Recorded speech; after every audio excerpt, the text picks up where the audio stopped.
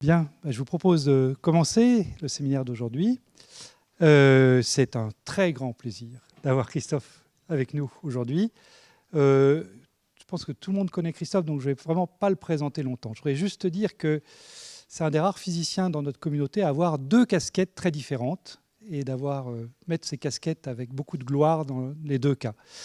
La première casquette, c'est sa casquette de physique à N-Core, avec tout son travail sur les gaz de Fermi et aussi une partie sur les gaz de Bose. Sur les gaz de Fermi dégénérés, c'est lui le premier à avoir montré qu'un gaz de Fermi en interaction forte pouvait être stable, ce qui est un résultat considérable puisque c'est ça qui permet d'étudier justement ces gaz de Fermi à très basse température dans le régime superfluide tout en ayant un gaz stable. Il a étudié la transition BEC et BCS. Avant, il avait étudié les solitons, on a parlé de cette expérience l'année dernière. Donc ça, c'est la première casquette. Et puis la deuxième casquette, c'est celle qu'il va mettre aujourd'hui, c'est celle d'horloger, où avec le développement des premières horloges à fontaine dans les années 90, et puis donc un projet spatial qui a également démarré dans les années 90. Donc il a mis du temps à décoller. Il a décollé, mais voilà, maintenant il vole et c'est de ça qu'il va nous parler aujourd'hui. Merci beaucoup Christophe d'avoir accepté de donner ce séminaire.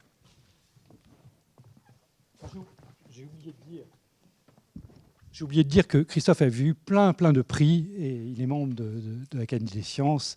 Et dans les prix, oui, je peux en donner deux quand même. Juste le prix Louis D de l'Académie pour la première casquette et l'an dernier le prix Balzan pour la casquette d'aujourd'hui. Voilà, deux prix très prestigieux. Merci Jean. Je commence simplement en disant que je suis très heureux de revenir au collège, donner un séminaire ici. J'en ai donné quelques-uns sur toutes ces dernières années. Et aujourd'hui, donc, je vais vous parler d'une mission spatiale, la mission Pharao-Esseuse. Pharao veut dire projet d'horloge atomique par refroidissement d'atomes en orbite. Esseuse veut dire, c'est la version anglaise, Atomic Clock Ensemble in Space. Pharao a été développé avec l'aide du CNES, l'Agence spatiale française européenne, et Esseuse avec l'aide de l'ESA. Donc c'est vraiment une coproduction CNES-ESA. Et alors, je commence avec ce petit, je ne sais pas dire, symbole de notre mission. Vous avez une horloge, un sablier, là, en orbite autour de la Terre, qui est illuminée par à l'intérieur, vous avez une assemblée d'atomes, et les petites boules bleues au milieu, là. Alors ça, c'est le pointeur, voilà, où vous avez typiquement 100 millions d'atomes de césium refroidis au degré microkelvin, à 1 degré au-dessus du zéro absolu, et c'est en orbite autour de la Terre. Donc ça va être le sujet de cet exposé.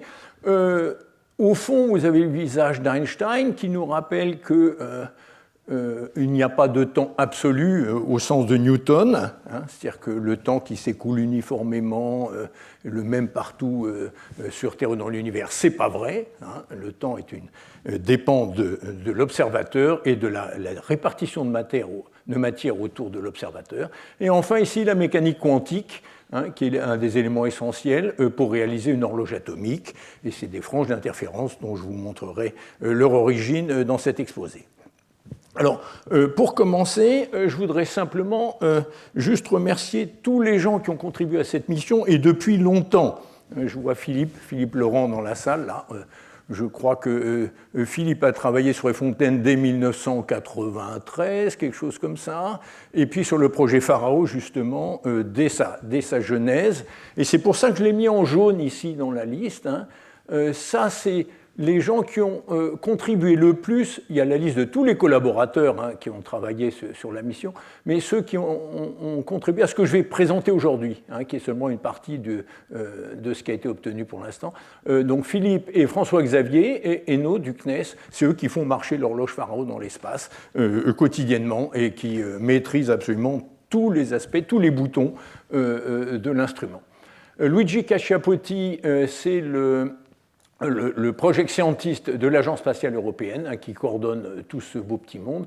Alors, il y a les industriels qui ont développé, vous avez la liste des affiliations ici, qui ont développé l'instrument. Michel Abgral, qui est responsable avec Luca Lorini à l'Observatoire de Paris des fontaines au sol qui marchent très bien. Les résultats que je vais vous montrer sont des comparaisons avec ces fontaines à atomes froids qui réalisent la seconde au sol de très bonne qualité. Kurt Giebel qui fait de la théorie sur les effets systématiques de l'horloge Faraó. Marc Lillet, Michael Ploumaris, Peter Wolf et Julien Rosé font l'analyse de données et j'en dirai un petit mot. Le transfert de temps entre le sol et l'espace, c'est quelque chose de pas du tout trivial parce qu'on veut le faire à une très bonne précision, entre la dizaine et la centaine de picosecondes. Et il y a un travail très important sur la compréhension et la correction des effets systématiques sur le système de transfert de temps entre le sol et l'espace. Voilà, j'ai oublié personne, Martin Vermouth qui fait l'orbitographie de la station spatiale. Et voilà. Donc je voulais commencer par ça pour ne pas oublier de le faire, les acteurs importants de ce projet. Alors je commence par quelque chose d'un tout petit peu plus général, c'est-à-dire que la physique moderne a quand même des problèmes fondamentaux aujourd'hui, hein. C'est-à-dire qu'il n'y a pas grand-chose qu'on comprend sur la répartition de la masse dans l'univers à partir des équations dont on dispose aujourd'hui, qui sont le modèle standard d'un côté, des particules, la mécanique quantique bien sûr dedans, et la relativité générale. Et donc, timidement, on dit, ben voilà, dans l'univers, avec les lois de la physique qu'on connaît, on connaît 5% de la répartition d'énergie dans l'univers. C'est quand même pas beaucoup. Alors, le reste est divisé en deux catégories, la matière sombre, il faudrait dire sombre, et l'énergie sombre. Alors, le mot sombre veut dire qu'on ne sait pas du tout ce que c'est. Hein, et donc, c'est quand même très inconfortable. Et ça vient d'observations en fait cosmologiques. Donc ça, c'est un nuage de matière noire autour d'une galaxie. Alors, la question qui se pose, c'est est-ce qu'il existe des nouvelles particules, hein, qu'on n'a pas détectées, ou est-ce qu'il faut changer les lois de la physique à certaines échelles? Alors ça, c'est un débat. Il sort un papier tous les jours, dans un sens ou dans l'autre, sur Archive. Et ce que je voudrais vous montrer, c'est que les horloges atomiques et les interféromètres atomiques, qui sont en fait une sorte de variante, hein, des horloges atomiques, mais qui sont sensibles, où on fait interférer les ondes de matière et non pas les niveaux internes de l'atome, peuvent faire des tests des lois fondamentales avec une très très haute précision.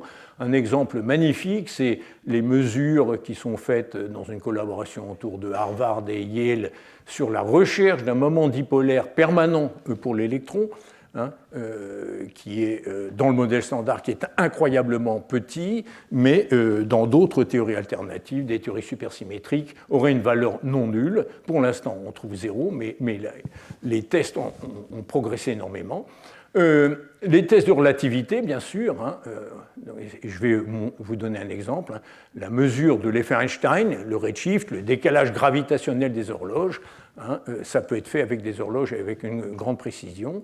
Associé à tous ces problèmes et aux principes fondamentaux, donc le principe d'équivalence d'Einstein, on peut se poser la question, avec des horloges en particulier, est-ce que les constantes fondamentales de la physique sont vraiment constantes? Et c'est Dirac, en 1937, le premier qui s'est posé cette question. Est-ce que vous êtes sûr que les lois de la physique sont les mêmes maintenant que beaucoup plus tôt dans l'univers, il y a 10 milliards d'années?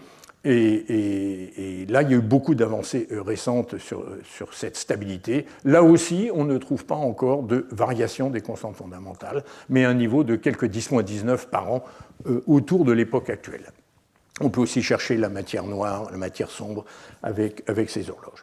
Alors évidemment, il faut quand même mentionner, ce n'est pas l'objet de mon exposé ici, mais que les horloges ont des applications sociétales super importantes, hein. On a besoin dans plein de domaines de faire du timing de précision. Alors évidemment, le système GPS, pour venir au Collège de France, la première fois que vous êtes venu, vous avez forcément utilisé vos téléphones portables avec la navigation. Il faut savoir que votre système GPS reçoit des signaux de satellites à 20 000 km, et à bord de ces satellites, il y a des horloges atomiques.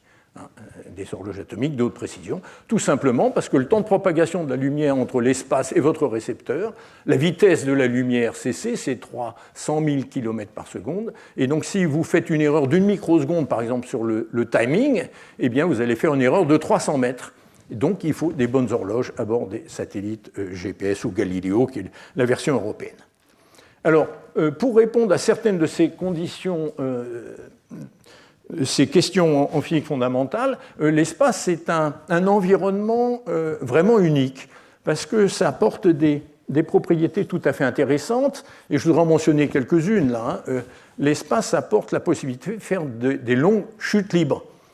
Et ça a été utilisé à la fois longue chute libre en orbite autour de la Terre, puisqu'on compense la chute par la vitesse de rotation autour de la Terre. Et je voudrais mentionner la mission Microscope, qui a testé le principe d'équivalence avec une précision de 2,7 10-15. C'est le meilleur test actuel du principe d'équivalence, avec deux masses dont on a mesuré le mouvement relatif en orbite, et montré que le principe d'équivalence d'Einstein était vérifié avec ce niveau de précision.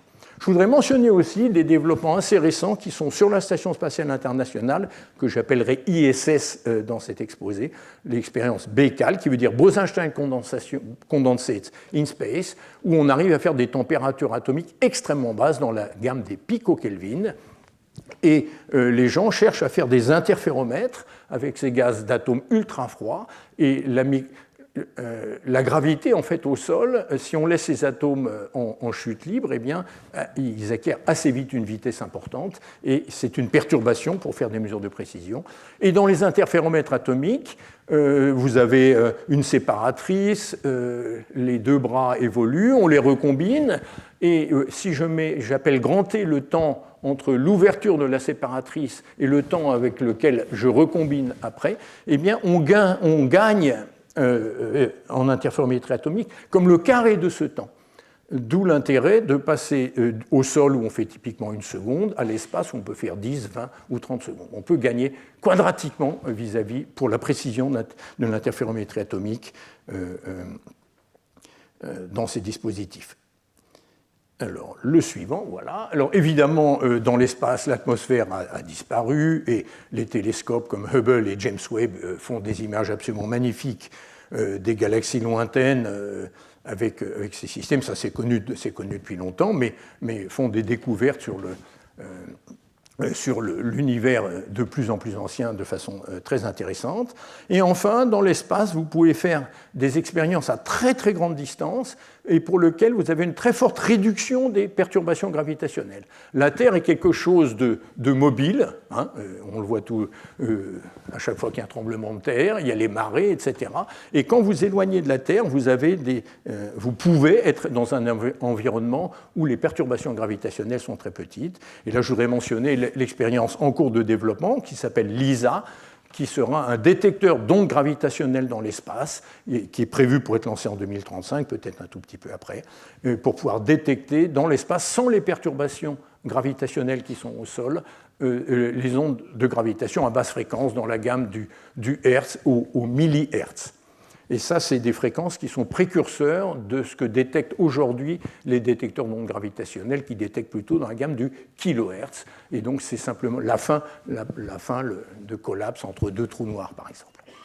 Et alors, bon, évidemment, en potentiel, quand on n'est pas dans le même potentiel que la surface de la Terre, le potentiel gravitationnel est différent, on peut utiliser ça. Et enfin, en orbite terrestre, on peut bénéficier d'une couverture globale. Alors ça, évidemment, c'est bien connu avec les satellites de télécommunication, mais on peut échanger des signaux sur tous les continents.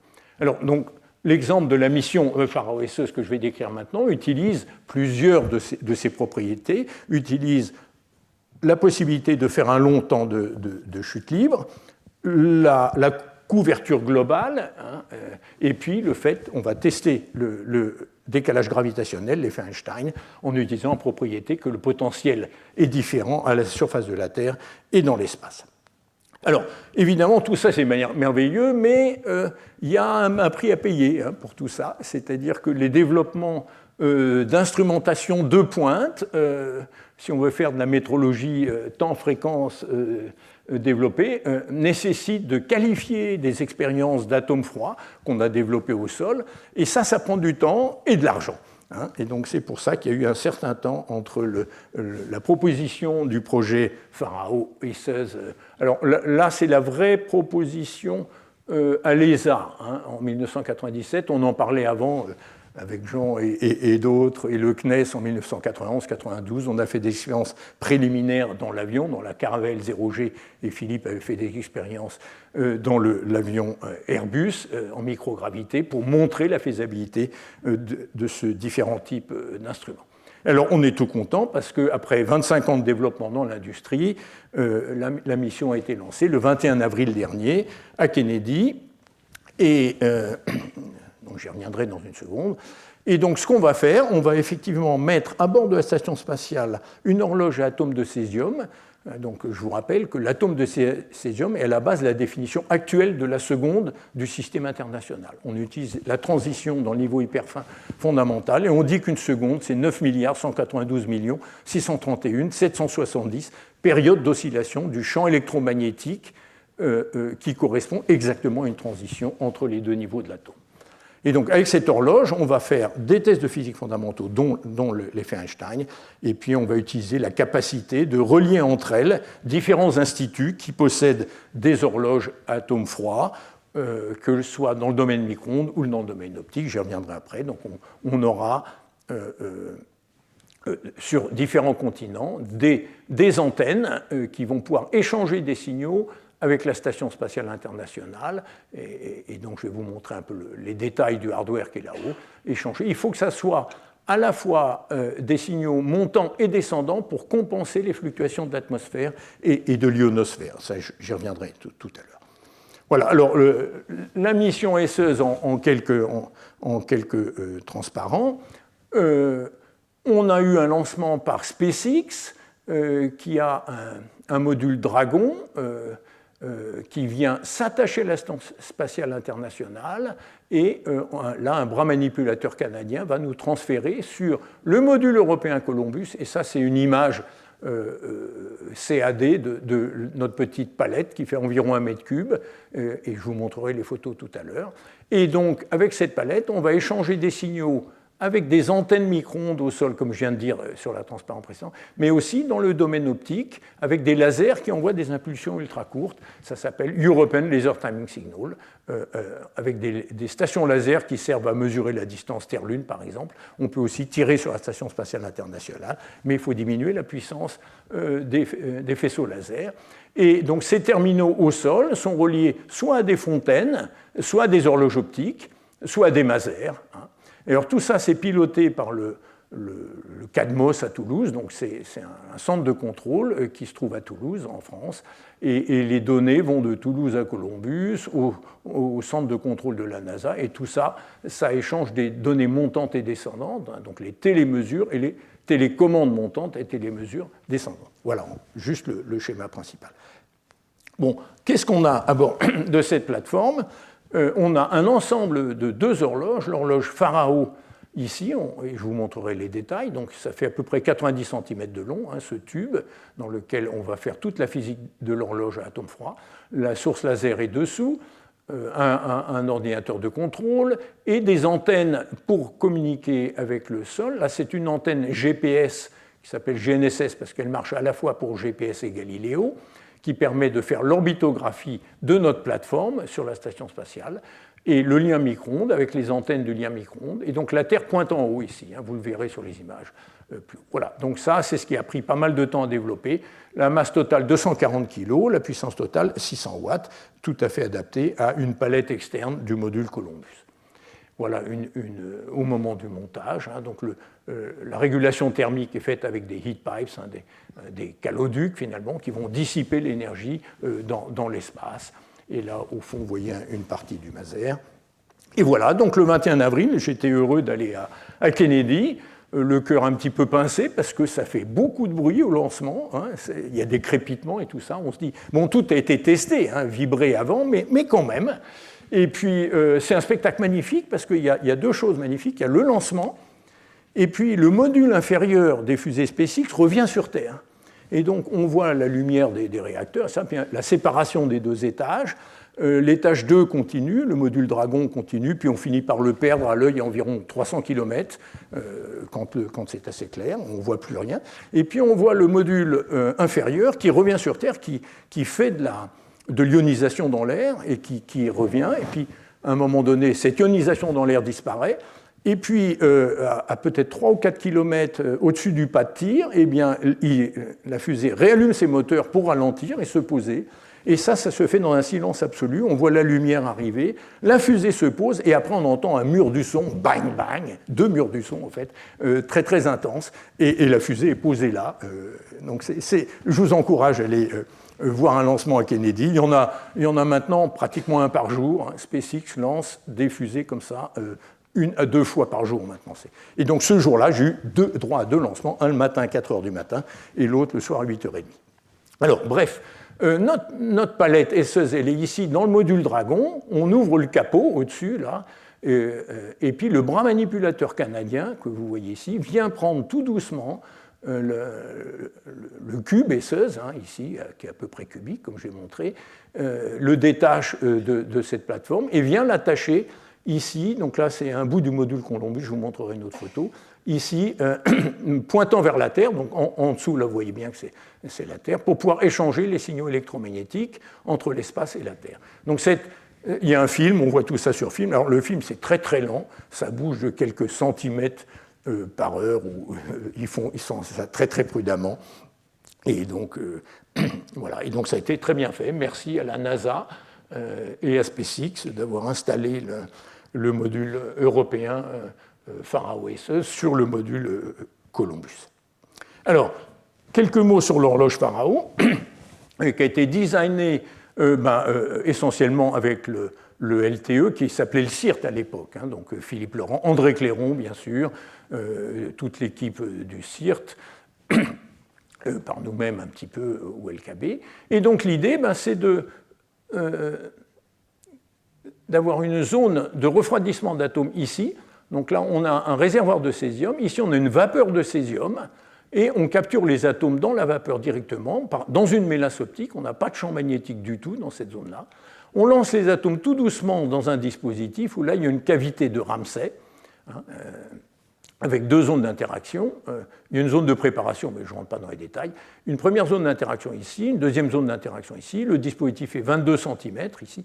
Et puis, avec 2 faisceaux laser qui sont figurés en rouge ici, on détecte les atomes dans le niveau inférieur de la transition ou dans le niveau supérieur de la transition. On mesure la probabilité de transition, en français. Et le tout est dans un ultravide poussé avec à la fois des guetteurs, une petite pompe ionique ici, et puis 3 couches de blindage successifs protègent des fluctuations du champ magnétique. En orbite autour de la Terre, il y a une modulation du champ terrestre de signes et d'amplitude à environ 0,5 Gauss. Voilà, donc les atomes sont lancés à 1 microdegré Kelvin, qui correspond à une vitesse d'expansion de 8 mm par seconde.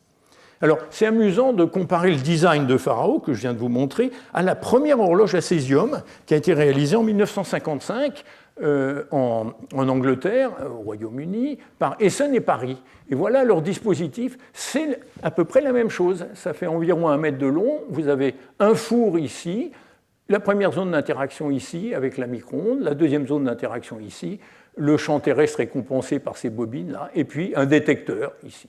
Et donc dans ce dispositif, la température était de 400 degrés Kelvin, donc environ une centaine de degrés Celsius. La vitesse des atomes qui s'échappent du trou dans le jet atomique, c'est 300 mètres par seconde.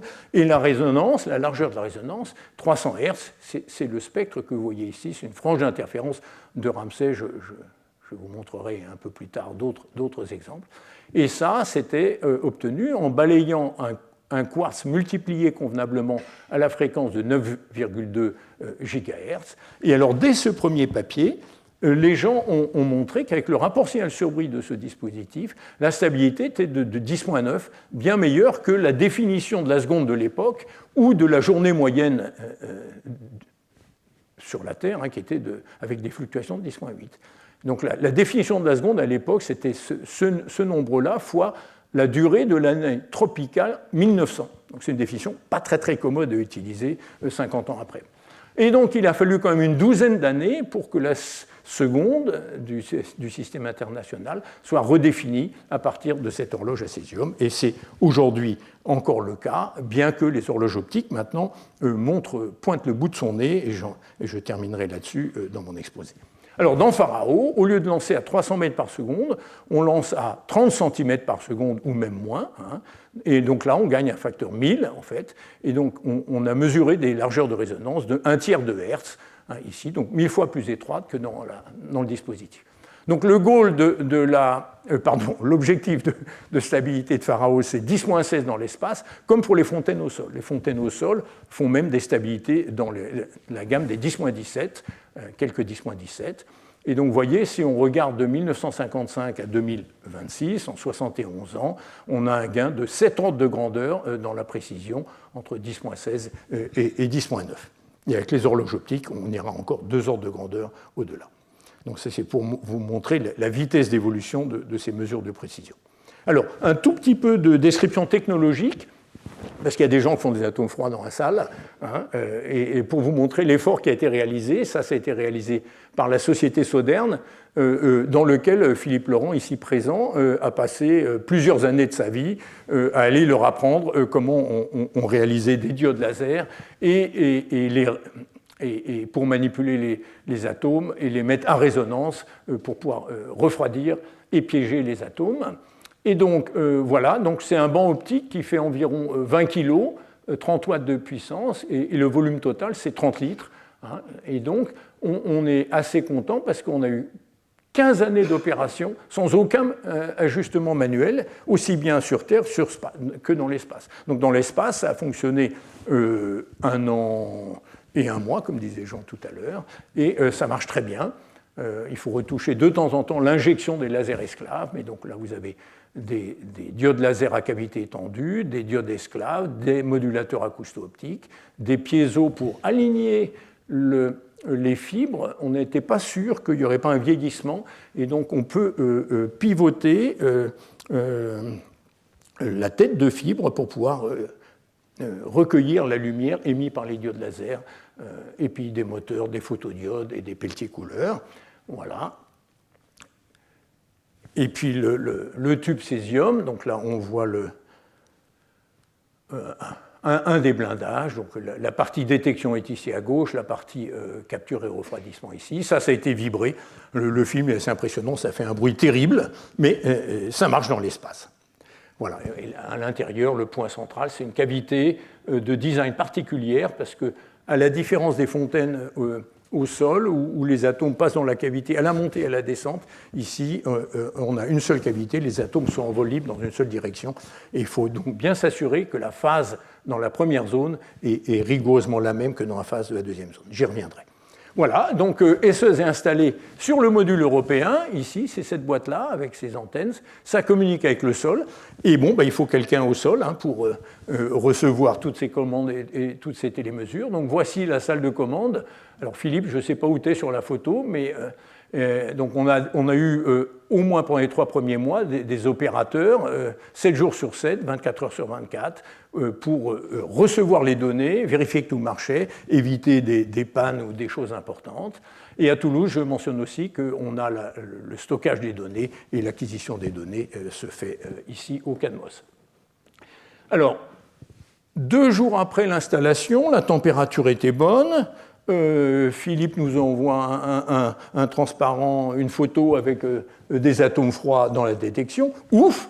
Et puis au bout d'une semaine, je crois que c'est ça, et bien voilà les premières franges enregistrées avec une vitesse de lancement assez élevée, comme au sol, 1,5 mètre par seconde ici. C'est même moins que le sol, mais bon, pas d'importance. Les franges ne sont pas ultra étroites, 1,7 Hz, mais on est déjà content. Le rapport signal sur bruit par point, un point là. Chaque point dure 0,5 secondes, rapport signal sur bruit, c'est exactement ce qu'on attendait. Ouf, premier ouf. Deuxième ouf, transition sensible au champ magnétique. Donc on n'était pas complètement sûr que les blindages ne se magnétiseraient pas un petit peu avec les vibrations du lancement. Eh bien non, vous voyez les franges sur une transition qui dépendent de champ magnétique, donc elles sont shiftées par 700 Hz, par rapport à la fréquence nue de l'atome de césium, et vous avez un profil encore très symétrique, avec un très bon contraste. Et donc tout ceci, ça montre que l'atténuation du champ magnétique terrestre de plus ou moins 0,5 Gauss, ici, est atténuée par environ 200 000, ce qui donne, pour la correction de l'effet Zeeman quadratique pour la transition d'horloge, une incertitude dans la gamme de quelques 10-17, entre 2 et 3 10-17, suivant le champ bias qu'on applique pour l'horloge, qui est de l'ordre du milligauss. Deuxième ouf. Ensuite, on peut ralentir les atomes, on les lance de plus en plus lentement, 400 mm par seconde, et là, on découvre une petite chose là, bizarre. Ici, il y a du bruit anormal, et ça correspond à ce qui s'appelle l'anomalie de l'Atlantique Sud. C'est au large de l'Argentine, et c'est un endroit où le champ magnétique terrestre a des perturbations importantes.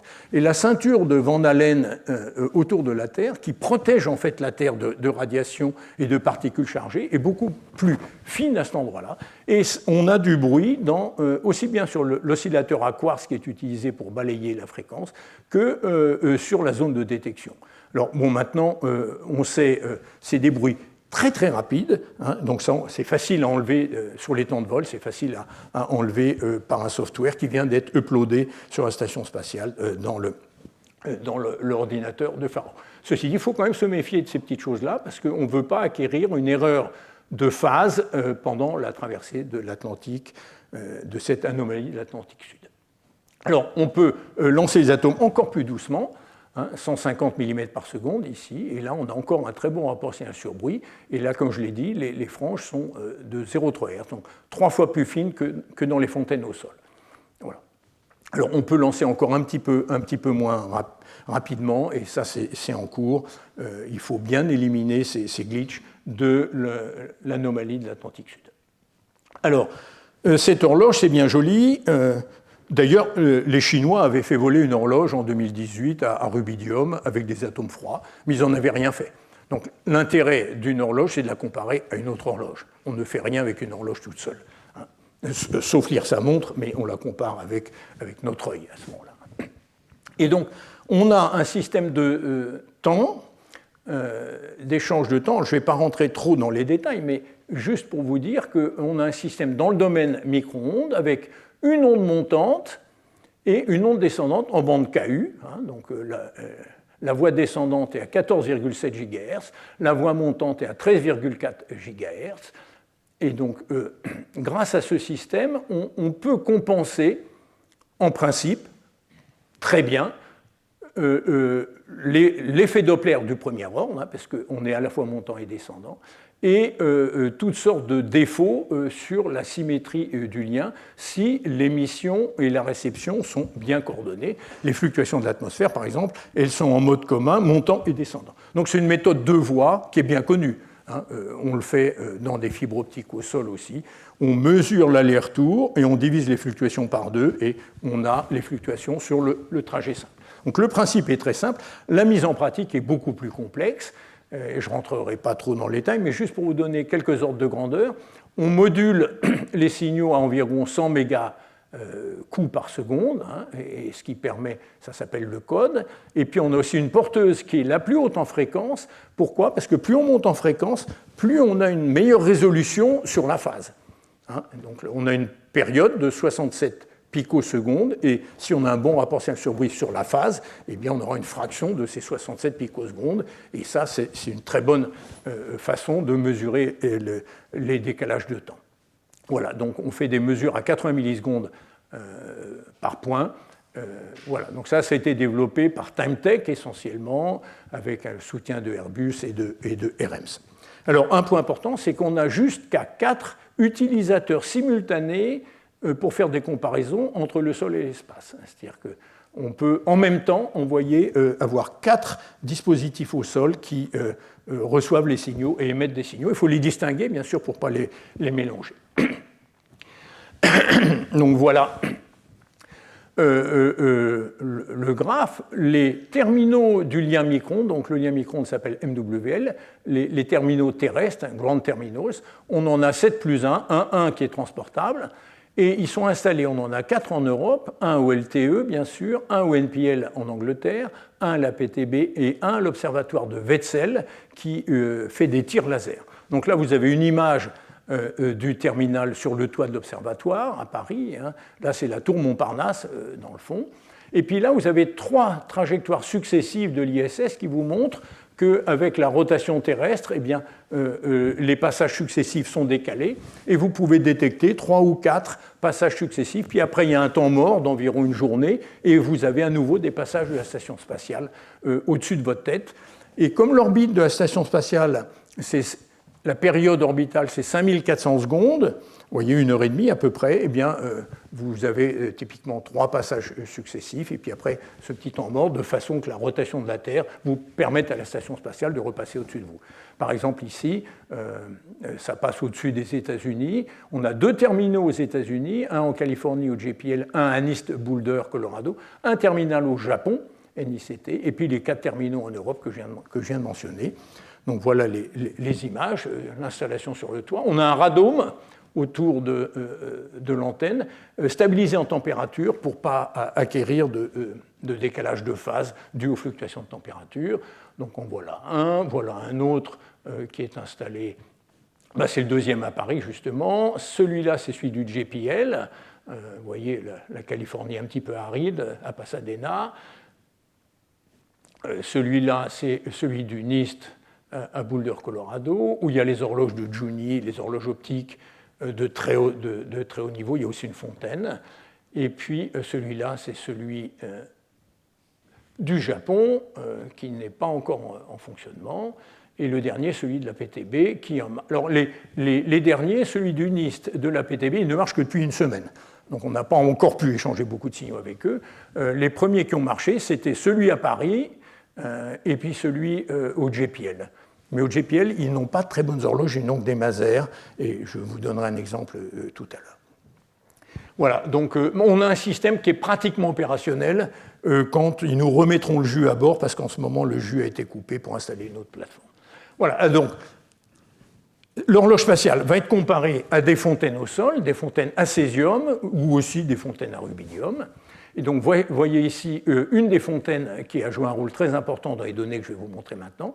C'est une fontaine double, en fait, qui fonctionne à la fois avec le rubidium et avec le césium. Donc, on a 2 fois plus de données dans le même dispositif. Voilà la fontaine de la PTB avec Stephen Weyers, ici en train de l'assembler, une des fontaines du NIST et une fontaine à INRIM.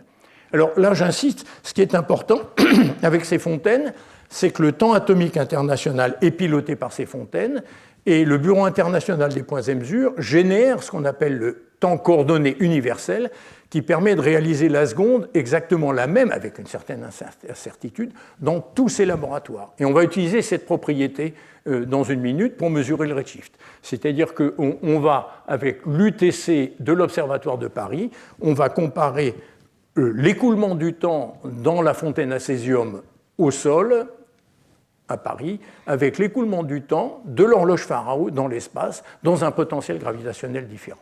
Voilà, donc il faut pour ça que le lien marche bien.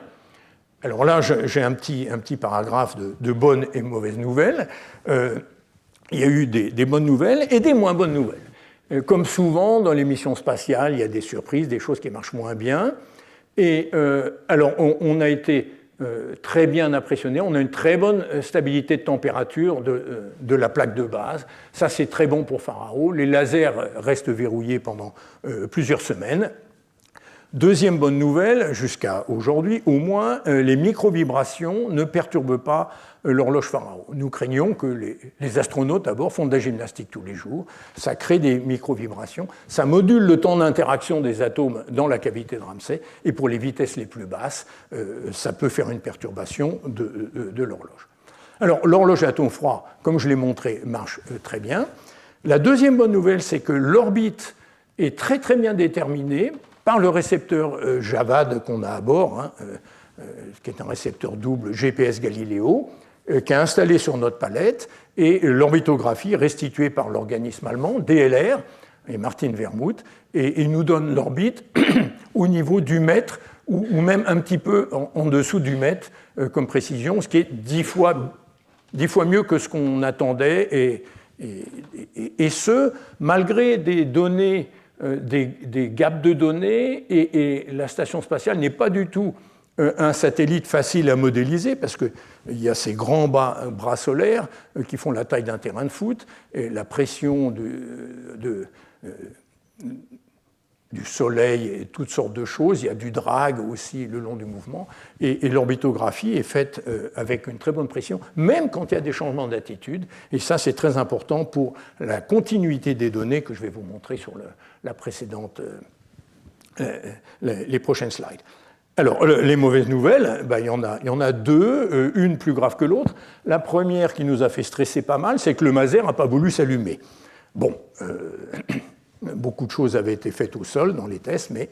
Alors, en fait, quand je dis qu'il n'a pas voulu s'allumer, ce n'est pas tout à fait vrai. Il a marché pendant 2 jours et demi, ou 3, avec un niveau de puissance qui s'est cassé la figure très rapidement. On sait qu'il y a un problème sur la pompe ionique, parce que les signaux du courant de la pompe ionique donnent rien de significatif, mais on ne sait pas vraiment la cause du fait que le maser soit au voisinage du seuil. Peut-être que le vide n'est pas tout à fait assez bon, on ne sait pas en fait. Et donc ça a 2 conséquences. On avait l'intention de mesurer les effets systématiques de Faraó simplement à bord, en permanence, en changeant les paramètres de l'horloge pour changer.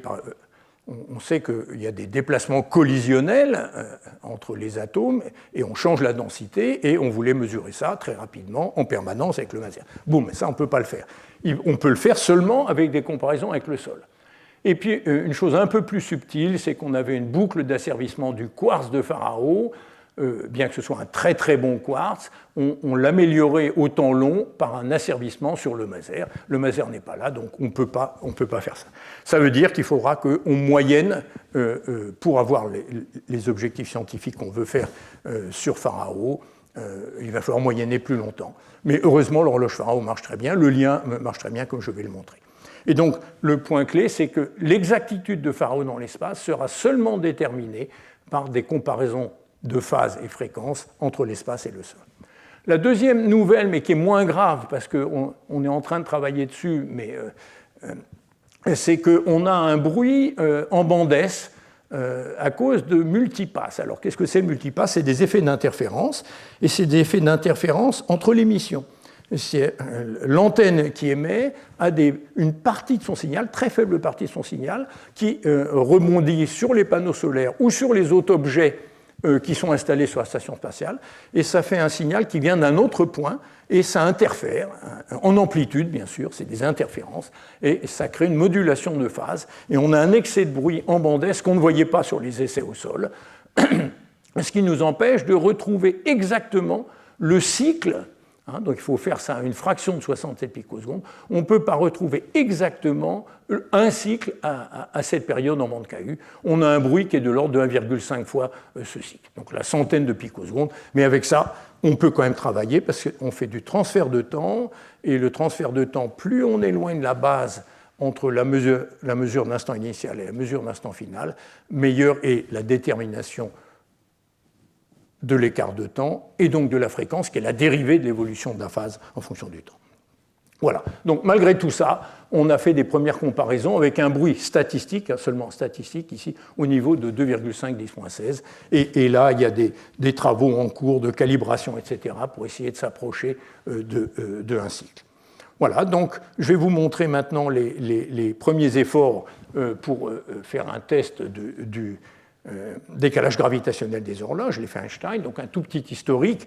La première expérience fameuse, c'était Pandey-Repka, Harvard en 1964, avec l'effet Mossbauer et une tour de 20 mètres de haut, qui avait fait un test à 10% du fait qu'une horloge à 1 mètre de haut par rapport à une horloge au sol diffère en fréquence de 10-16.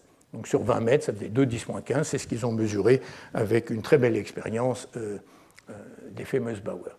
Alors pendant longtemps, le record était détenu par Bob Vesso, qui avait envoyé un maser dans l'espace, one shot, une mission de 2 heures, et en comparant de façon continue la fréquence du maser dans l'espace avec ces masers au sol à au Smithsonian, il a pu faire un test très précis du redshift, du décalage gravitationnel, et de l'effet Doppler du deuxième ordre, à une précision de 1,4-10-4.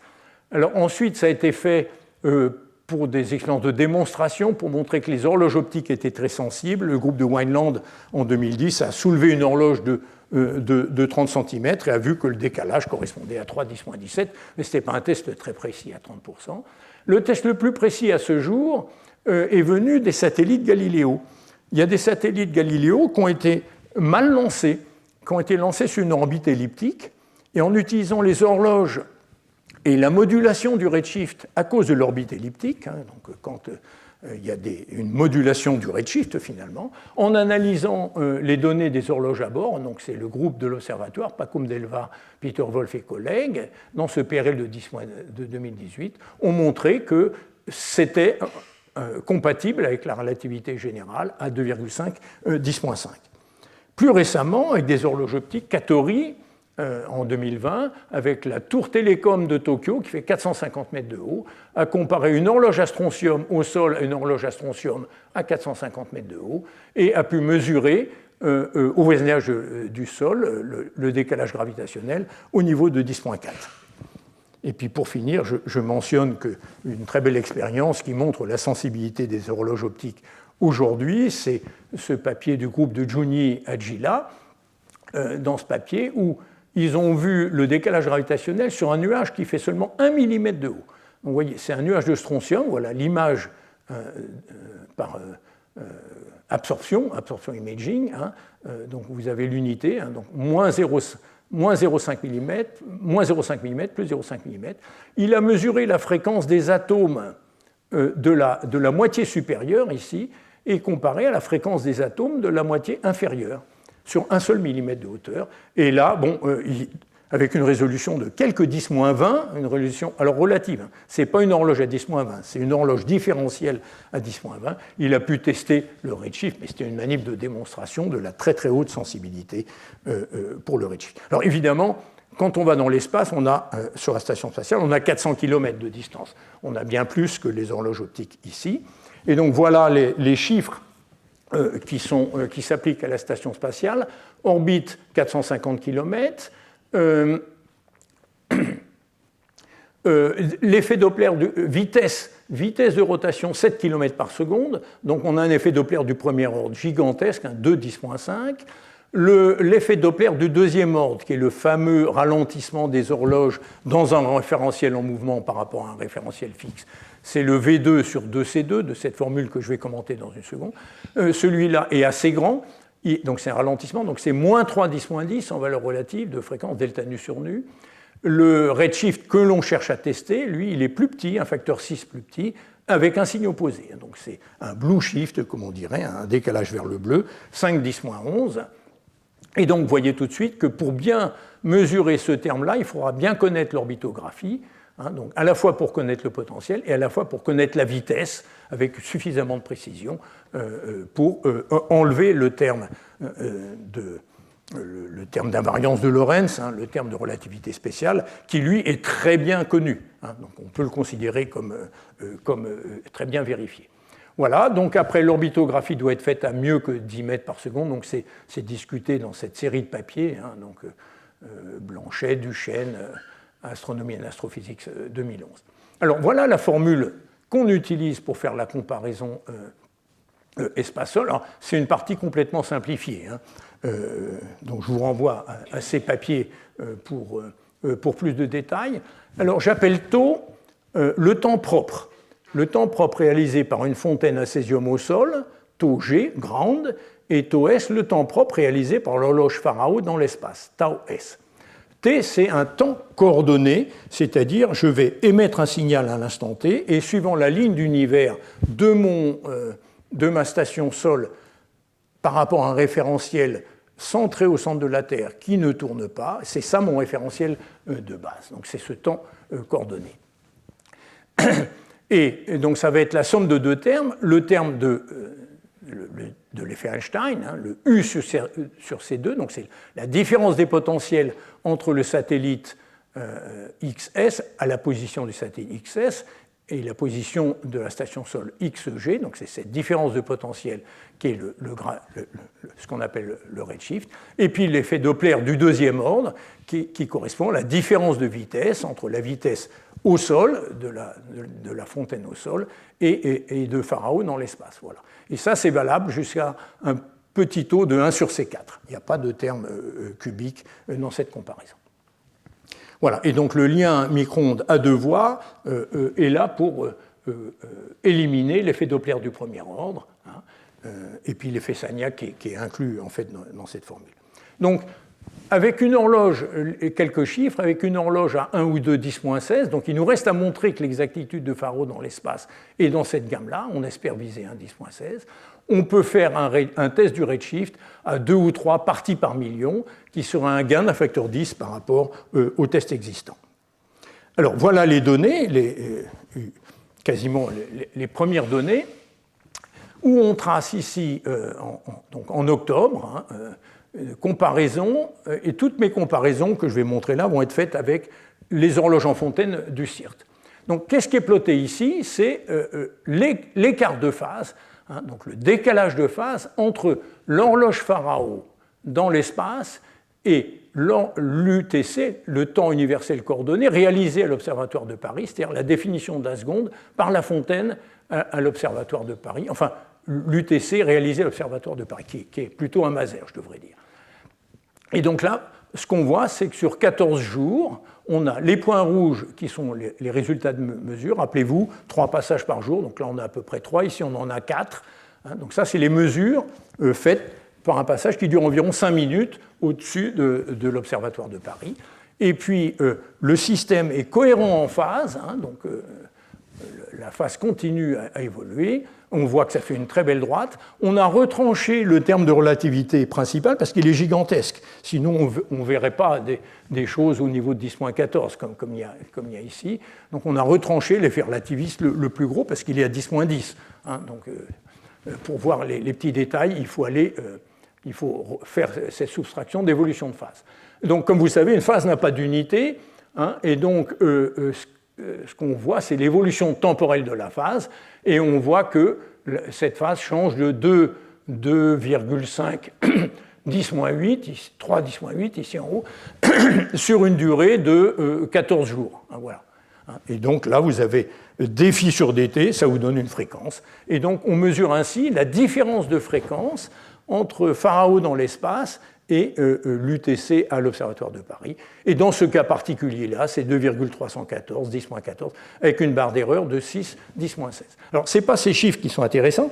Ce qui est intéressant, c'est de voir que d'une part, on est capable de faire cette détection de phase pendant une durée longue, et on voit que malgré, puisqu'on a inclus la relativité, donc inclus l'orbitographie, malgré des dockings d'éléments de fusée ici sur la station spatiale, ici la station spatiale a changé d'orientation, donc vous voyez, il y a des petits écarts à la droite ici. Hein. Ici, il y a eu un reboost de la station spatiale, c'est-à-dire qu'on l'a repoussée vers le haut, parce que sinon, avec le drag sur l'air, elle finirait par fumer dans l'atmosphère. Et donc, malgré tout ça, l'orbitographie est de suffisamment bonne qualité pour pouvoir faire ce type de fit avec une erreur, là, ici, de 6, 10-16. Voilà, donc ça, maintenant, on va zoomer un petit peu. On a changé, par exemple, ici, la densité dans l'horloge Faraó, de haute densité à basse densité, et on va faire un zoom sur l'écart assez droit, tout simplement. C'est ce qu'on trouve ici sur ce graphe, et on va chercher à mesurer ce qu'on appelle le déplacement collisionnel.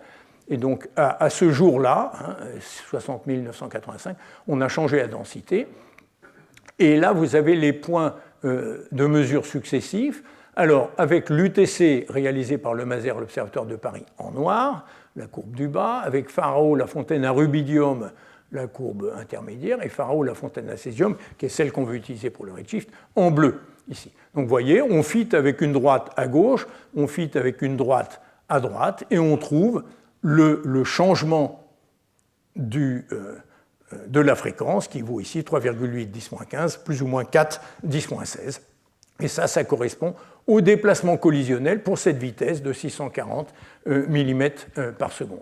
Et on fait ça pour plusieurs vitesses de lancement, et c'est ce qu'on est en train de faire actuellement. On voit aussi une chose intéressante ici, c'est que on voit bien que les courbes bleues et rouges, elles sont très très parallèles ensemble, avec des fluctuations quand même.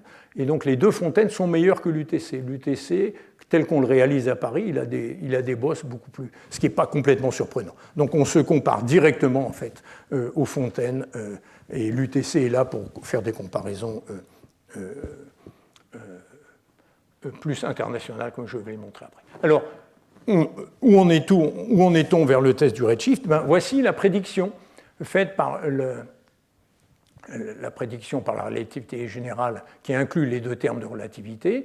À partir de l'orbitographie, le géopotentiel de la Terre, voilà ce qui est prédit. Donc l'évolution en phase, en unité de 10-8. À nouveau, on a enlevé moins 2,8, 10-10, qui est le terme dominant d'effet Doppler du second ordre, et aussi un peu du redshift là. Et donc on voit que quand il y a un reboost, eh bien l'évolution de la phase change. Ici, il y a un deuxième. Alors reboost, on rehausse la station spatiale de quelques kilomètres, dizaines de kilomètres. Voilà. Alors ça, c'est la courbe attendue par la théorie. Les points rouges sont les points mesurés, mais on a triché là. On a dit que ce point-là, ici, on l'a mis arbitrairement sur la courbe. Et pour faire le test du redshift, c'est justement ce qu'on ne veut pas faire. Mais là, pour vérifier tous les effets systématiques, on a vu qu'on était capable, en fait, de reproduire assez bien avec les mesures sur des durées assez longues, là, ici, l'évolution qu'on cherche à mesurer avec la plus grande précision. Et donc, c'est comme ça qu'on fera le test du redshift quand les données auront été toutes accumulées. Voilà. Donc là, on avait un seul fit, un seul paramètre de fit. On a ajusté un de ces points sur la courbe verte. Voilà. Alors, vous voyez, c'est un peu modulé là. Et en fait, et heureusement qu'on a une orbitographie suffisamment précise, parce que la station spatiale ne suit pas du tout les lois de Kepler.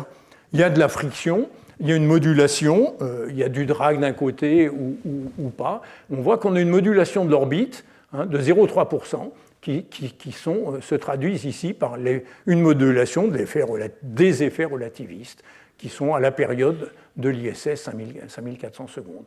Voilà. Néanmoins, nos points rouges ils sont parfaitement bien sur la courbe, donc on a assez confiance sur la capacité à faire ce test. Et évidemment, c'est un travail en progrès. On est en train d'évaluer les effets systématiques de Faraó qui sont, comme je l'ai dit, le déplacement collisionnel, et qui est pathologique, comme Jean le sait très bien. Le déplacement collisionnel dans les horloges à césium, il y a une résonance à énergie nulle, qui est très intéressante aussi dans l'horloge Faraó. Et donc, il faut mesurer les collisions très, très soigneusement. Et puis, le deuxième terme qui n'est pas présent dans les fontaines, c'est le gradient de phase entre la zone 1 et la zone 2 de Ramsay. Ce terme est petit, on en a l'ordre de grandeur, de l'ordre de 1,7, 10-15 pour 1 mètre par seconde, et on va lancer beaucoup moins, donc on va arriver à le mesurer très bien, mais on est en cours d'établissement du bilan d'exactitude de cette horloge. Bon, je vois le temps qui passe, donc je ne sais pas si j'ai 2 minutes pour vous montrer. On a fait les premières comparaisons intercontinentales avec le JPL, et l'objectif ici, maintenant, c'est un objectif de contribuer au temps atomique international par une méthode où on ne peut pas utiliser les fibres. Donc, avec le système de temps-fréquence de Faraó et SEUS, on voudrait faire une comparaison ici avec Faraó. Faraó transporte son temps pendant quelques milliers de secondes jusqu'aux États-Unis, par exemple, et comme Faraó est une bonne horloge, il y a très peu d'erreurs qui est accumulée entre là et là. Et puis là, on fait la deuxième comparaison vers le sol, et avec ça, on espère pouvoir faire des comparaisons sol-sol, on ne l'a pas encore montré, mais au niveau de 10-17, ce qui est bien mieux que ce qu'on fait avec le système GPS actuel. Et par ailleurs, en Europe, à partir de juin, on va faire des comparaisons, ce qu'on appelle en vue commune, avec les 4 terminaux en Europe, pour établir l'exactitude en fait, du système de transfert de temps. Est-ce qu'on n'a pas de dérive long terme, des choses comme ça. Et ça sera fait avec un lien fibré qui fonctionne entre Paris, le NPL en Angleterre et la PDB en Allemagne. Et là, on va pouvoir vraiment qualifier les performances du lien micro-ondes, dont on espère qu'il nous permettra de faire des comparaisons d'horloges à 10-17, peut-être un petit peu mieux si les horloges fonctionnent pendant longtemps. Alors, l'exemple de comparaison avec la Californie est montré ici. C'est très simple. On mesure Faraó moins le temps à l'Observatoire de Paris, en rouge, Pharaon moins le Maser en bleu, ici, hein, quand Pharaon vole au-dessus, et on voit la différence de phase entre Pharaon et l'un des deux terminaux, donc ces deux terminaux. Le Maser du JPL, il n'est pas relié au temps universel coordonné, il est relié seulement à USNO, le Naval Observatory aux États-Unis. Donc c'est la courbe noire, hein, donc il n'y a pas de réalisation de l'UTC au JPL. C'est la courbe noire et par ailleurs, par l'UTC, on s'est comparé le temps universel coordonné de l'USNO à celui de l'Observatoire de Paris, c'est la courbe verte. Et donc, tout ça pour dire que, en fait, toutes ces pentes, donc la fréquence, c'est la dérivée de l'évolution de la phase est linéaire ici, donc toutes ces pentes doivent s'ajouter à 0. Et ça marche. Hein, quand on ajoute toutes ces pentes à 0, à mieux que 10-15. Donc c'est montré ici sur ce graphe, ici. Quand on fait la comparaison UTCOP moins USNO par Pharaon, on trouve 4,8 10-16. Quand on trouve par la circularité du BIPM, on trouve 4,8 10-16. Par Pharaon et Seuse, on trouve 1,3 10-15. Avec des barres d'erreur qui sont complètement... Il y a 8 d'écart entre les deux, 8 10-16 d'écart entre les deux, et c'est une manip préliminaire, le Maser, enfin voilà, c'est quick and dirty comme on dit, mais au moins ça nous permet de voir où est-ce qu'on est dans l'évolution des comparaisons intercontinentales, qui est un des objectifs secondaires très importants. Je termine justement avec, oui je suis désolé, 12h16, avec ce transparent. Comme vous le savez, les horloges optiques ont fait des progrès absolument spectaculaires ces dernières années, hein, depuis les années 2000. Elles ont croisé les performances des horloges micro-ondes simplement parce que l'oscillateur, au lieu de battre à 10 GHz, bat à 500 THz ou 600 THz. Donc le pendule bat 100 000 fois plus vite en fait, dans une horloge optique que dans l'horloge micro-ondes. Et donc ça permet d'avoir des performances qui sont maintenant, en termes d'exactitude, autour de 10-18. Un peu mieux que 10-18 ici. Et donc la question se pose de redéfinir la seconde du système international, parce que ce n'est pas bon de garder un étalon. C'est l'expérience qu'on a vue avec l'effet Josephson, Jean, dont tu as parlé tout à l'heure. Les unités, avec l'effet Hall quantique et l'effet Josephson, les unités électriques étaient devenues bien mieux réalisées avec les effets quantiques que la définition du volt et de l'ampère, qui était la force exercée par deux fils à 1 mètre de distance. Et il a fallu attendre 2018 pour que les unités du système international se raccrochent aux unités quantiques. On a fixé la constante de Planck, la charge de l'électron, et donc Jean en parlera sûrement dans ses cours après. Donc c'est un exemple où la physique quantique a apporté une amélioration considérable dans la réalisation des unités électriques qui sont super importantes évidemment. Donc c'est pas bon de garder un étalon. Alors il aura vécu 70 ans, c'est pas mal, hein, déjà très bien pour le césium. Et avec Pharaon, on vise vraiment 10-16 d'exactitude ici. Et grâce à ça, on espère pouvoir comparer entre elles ces horloges optiques qui sont soit fondées sur des atomes neutres, strontium, ytterbium, donc là vous avez des images dans des réseaux optiques ici, mercure, soit des ions. Les ions piégés ont aussi de très très bonnes performances avec des tout petits nombres d'ions dans l'horloge, ou éventuellement un. Et donc là, il y a un débat, hein, quel type d'atome utiliser pour la prochaine définition de la seconde. C'est ce qui est en cours de discussion au sein du BIPM actuellement. Voilà, j'en ai fini. Pour résumer, nous sommes à la fin sur la mission Esseuse-Pharaon de la phase de recette en vol, le commissioning. Hein. Les terminaux viennent d'être installés à la PTB et à NIST, ils commencent à marcher depuis la semaine dernière, donc on n'a pas encore vraiment de données qu'on peut utiliser. Le terminal au NICT au Japon va être en cours d'upgrade et celui de Wetzel va être installé, donc on n'a pas fini le déploiement, même un an après le lancement de ces terminaux. Airbus pourrait aller un petit peu plus vite sur ces choses-là, et on a besoin d'une opération du lien micro-ondes continu. Alors avec ça, on va dans un premier temps déterminer les performances du lien micro-ondes, c'est très important. On n'a pas encore détecté les photons des lasers ultra courts picosecondes à bord. C'est un souci ça, parce qu'on devrait les détecter et on n'a pas de signal pour l'instant. Donc les gens travaillent, Anja Schlicht à Thun, à Munich, Uli Schreiber à Wetzel. Qu'est-ce qui se passe? Alors, on n'a pas le droit de tirer trop fort sur la station spatiale parce qu'il y a des astronautes. Et donc, tout ça, c'est à la fois une discussion avec le safety panel de l'ESA et de la NASA. Ça prend un temps fou avant d'avoir l'autorisation simplement d'augmenter la puissance laser de 30%. Donc, c'est un petit peu irritant. Et puis, donc là, dans les 2 années qui viennent, on va finir, on a déjà bien avancé, l'évaluation de Pharao à 10.16. Et pour ça, les 2 termes principaux, c'est la vitesse de lancement et les densités, variations de densité. Et puis, on va faire les comparaisons continentales et intercontinentales, comme je vous ai indiqué.